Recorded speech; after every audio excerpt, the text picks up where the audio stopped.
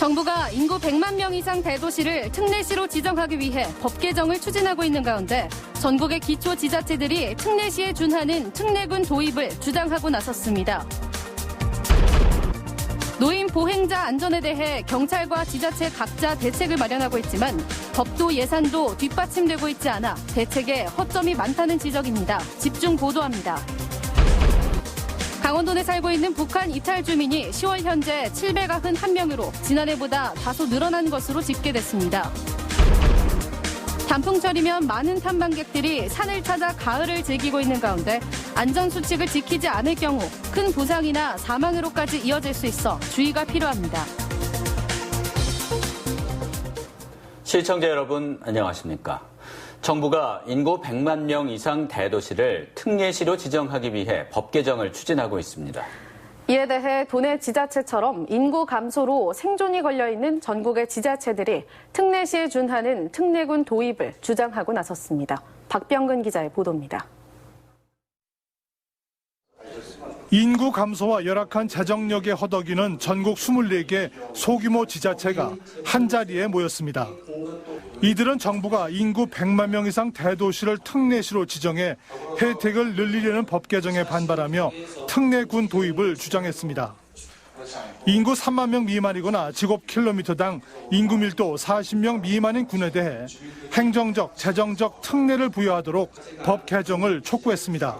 위기를 겪고 있는 우리 자치단체들이 적어도 이 소멸 위기는 좀 막아야 될 게 아니겠느냐 하는 같은 뜻을 가지고 추진협의회에 참여하는 도내 지자체는 9곳. 저출산 고령화와 인구 감소가 심각해 온전한 지방자치와 자립 기반을 갖추기에 곤란을 겪고 있습니다. 인구는 대부분 군 지역이 3만 명 전후에 불과한 반면 고령 인구 비율은 20%를 넘고 있으며 자체 재원이 차지하는 비율인 재정 자립도는 모두 20% 미만에 그치는 열악한 수준입니다. 지역 발전을 위해서 사업을 하려고 해도 예산이 뒷받침이 안 되는데 이런 특례군을 위한 예산이 지원되는 방안이 마련되면은 특례시 지정을 위한 지방자치법 개정안은 지난 3월, 소규모 지자체를 특례군으로 지정하는 법 개정안은 지난 4월에 각각 발의됐습니다. 자립 가능한 대도시를 위한 특례시 지정이 급한지, 인구 소멸에 따른 특례군 지정이 절박한지 정부와 국회 결정에 시선이 모아지고 있습니다. MBC 뉴스 박병근입니다.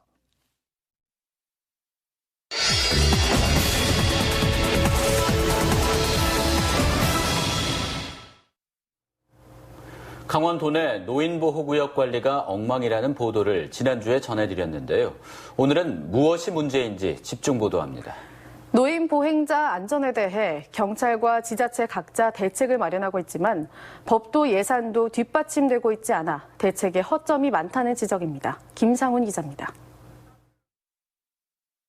강원대학교 병원 앞입니다. 아무래도 대형 병원이다 보니 오가는 사람 중에 65세 이상 노인 환자가 많은데요. 보시다시피 횡단보도에 신호등은 있지만 작동은 하지 않습니다. 병원 앞 교차로 4개의 신호등이 모두 멈춰 있어 보행자도 차량도 눈치 싸움을 벌입니다. 특히나 걸음이 느린 노인은 이처럼 신호등이 없는 복잡한 횡단보도를 건너기가 쉽지 않습니다. 위험해요, 솔직히. 팔날이 다 몸이 불편하니까. 알아서 세워주니까 그냥 우리는 고마울 뿐인데 정식으로 신호가 있으면 좋지. 전통시장 주변도 마찬가지입니다. 보행자가 대부분 나이 드신 어르신들인데 보행 신호는 짧기만 합니다. 도로교통법상 노인보호구역은 노인복지시설이나 요양병원, 공원, 그리고 노인이 자주 앙내하는 곳 가운데 지자체에서 조례로 정한 시설만 가능합니다. 하지만 도내 49개 실버존 가운데 절반이 넘는 27곳이 경로당 인근, 재래시장이나 대형병원 주변은 노인보호구역으로 지정된 곳이 없습니다. 노인보호구역 관리는 지자체가 맡고 있는데 보호구역 추가 지정은커녕 예산이 부족해 기존 보호구역 안전시설 설치도 어려운 상황입니다. 점점 기하급수적으로 지정되는 노인보호구역 전체를 우리 지방비로 충당하기에는 사실 예산상의 한계가 있어요.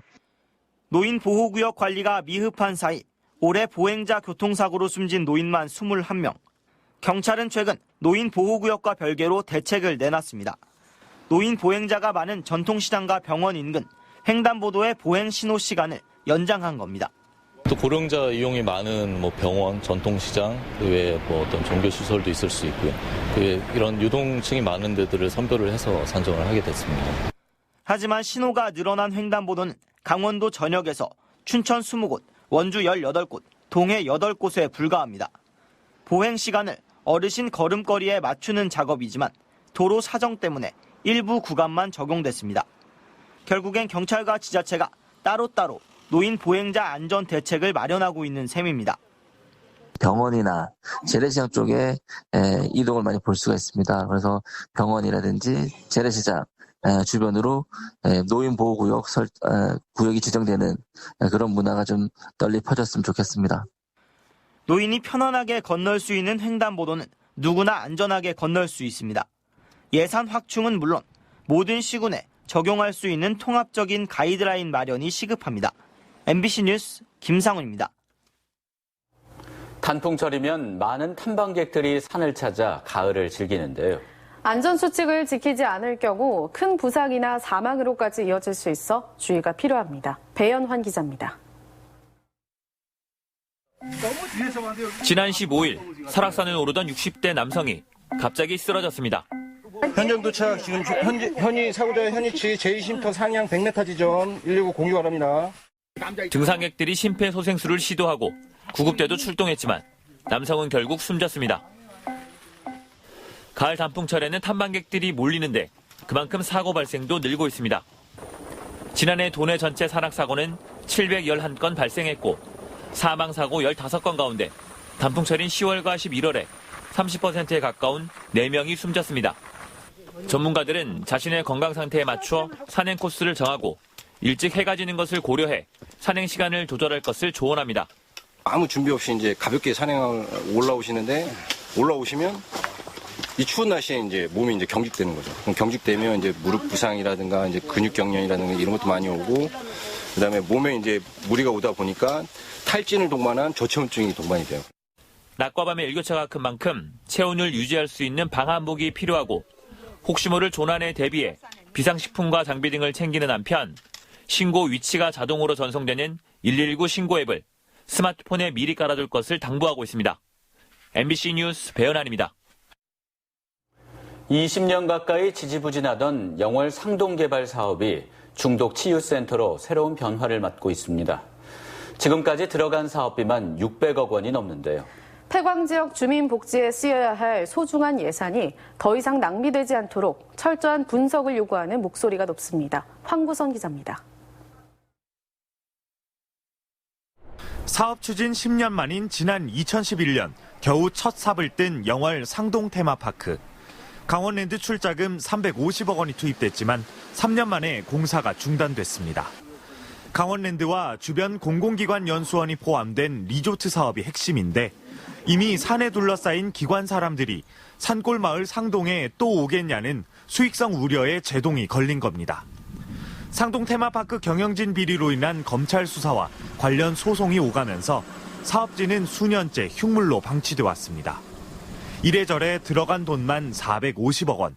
계속 방치할 순 없고 수익성을 내기도 힘들다고 판단한 강원랜드는 이곳에 행위중독 치유센터를 조성하기로 했습니다.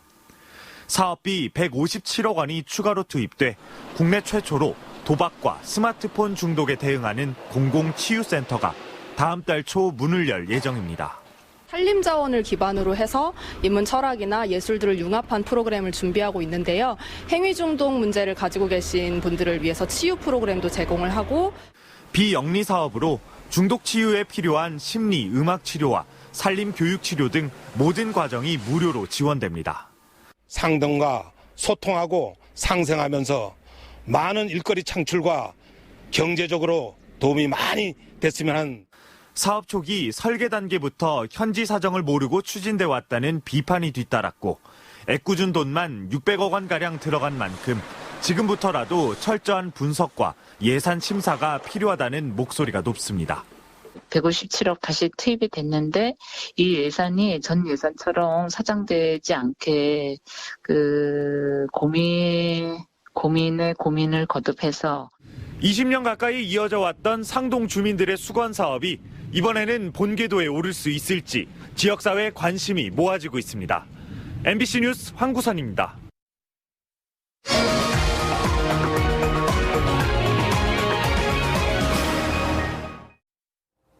강원도 내 북한 이탈 주민은 10월 현재 791명에 달하는 것으로 나타났습니다. 강원도에 따르면 도내 북한 이탈 주민은 남자 195명, 여자 596명으로 전국 33,200명의 2.5%를 차지하고 있습니다. 신규 전입과 중간 전입자 등은 지난해보다 42명이 증가했습니다. 한편 강원도는 북한 이탈 주민의 성공적인 정착을 지원하기 위해 지원사업 안내와 함께 남과 북의 차이점 등을 담은 인식 개선 프로젝트 리플릿 2종을 제작해 도내 시군과 교육지원청 등을 통해 배부했습니다. 아프리카 돼지열병으로 접경 지역에 열릴 예정이었던 행사가 줄줄이 취소되면서 관광객 유치에 큰 영향을 받고 있습니다. 양구의 금강산 평화바람길 걷기 행사는 올해 한국관광공사가 시행한 가을 걷기 여행 축제 공모에 최종 선정돼 내일부터 다음 달까지 5차례 예정됐지만 돼지열병 확산 방지를 위해 모두 취소됐습니다. 앞서 양구 시래기 축제와 사과 축제도 취소됐고 화천군도 DMZ 랠리 리버스 대회를 취소했습니다. 강원도는 이달을 DMZ 관광의 달로 운영해 각종 행사와 숙식업 할인 이벤트를 마련했지만 철원 DMZ 관광 프로그램을 전면 취소했습니다. 춘천시는 올 연말까지 노인과 장애인, 영유아 동반 가족들이 이동하는 데 편리하도록 열린 관광지를 조성한다고 밝혔습니다. 대상 관광지는 남이섬과 의암호 물레길, 소양강 스카이워크, 박사마을 어린이 글램핑장 등 4곳입니다. 남이섬은 집 코스터를 장애인이 탈 수 있도록 하고 의암호 물레길은 장애인이 이용하는 특수 카누 등이 제작됩니다. 소양강 스카이워크는 시각장애인용 점자 블록과 통로 개선, 어린이 글램핑장은 휠체어 이용자들의 통행 개선과 어린이 놀이시설 보강 등이 이루어집니다. 경기 침체로 도내 금융기관을 통한 중소기업 대출은 크게 줄어든 반면 가계대출은 증가한 것으로 나타났습니다.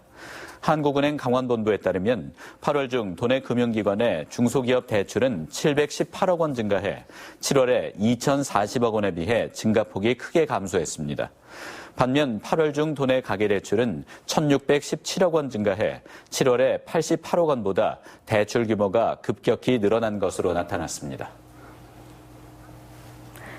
2019 춘천 유니버설 디자인 페어가 오늘부터 오는 24일까지 춘천시청에서 열렸습니다. 이번 전시회에서는 높낮이가 조절되는 싱크대와 문이 열리는 좌식 욕조 등 장애인과 노인도 편안하게 이용할 수 있는 제품 20여 점을 선보였습니다. 또 관람객들이 직접 디자인 작업 등에 참여할 수 있는 체험 프로그램도 마련됐습니다.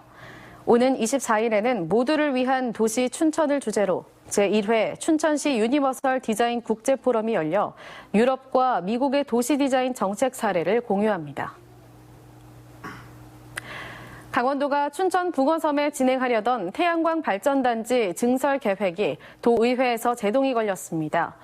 강원도의회 기획행정위원회는 2019년 공유재산 관리 계획안에서 춘천 붕어섬 태양광 발전단지 조성 사업을 삭제했습니다. 도의원들은 붕어섬의 환경과 관광 가치를 재검토한 뒤 사업 추진을 결정해도 늦지 않다고 밝혔습니다.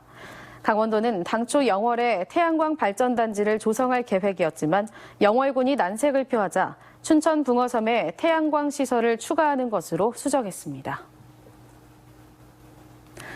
철원군이 편법으로 설치된 태양광 시설에 대한 원상 회복과 형사 고발 조치를 하기로 했습니다. 철원군은 농업진흥구역 태양광 설치 건축물의 영농 여부 등을 집중 점검할 예정입니다.